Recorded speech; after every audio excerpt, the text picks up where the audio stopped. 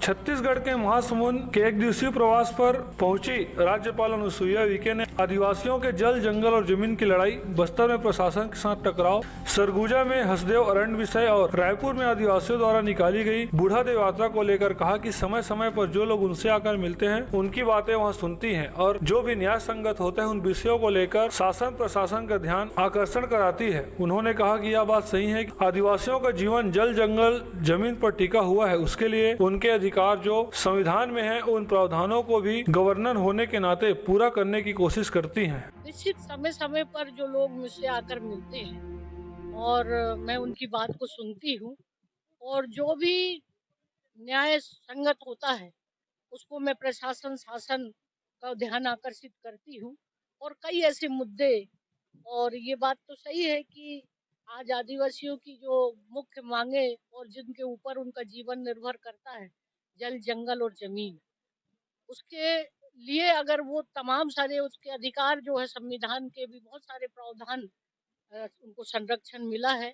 और एक गवर्नर होने के नाते ये मेरा भी उनको 5वीं अनुसूची क्षेत्र में पूरा संवैधानिक गवर्नर को अधिकार दिया गया है।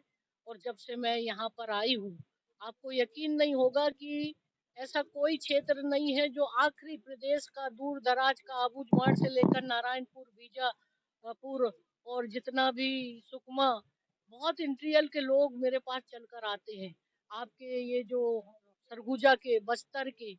और मेरी कोशिश रहती है कि इनकी बात शासन प्रशासन को सुनने के लिए, और मैं समय समय पर उसका समाधान कराने का भी प्रयास करती हूँ।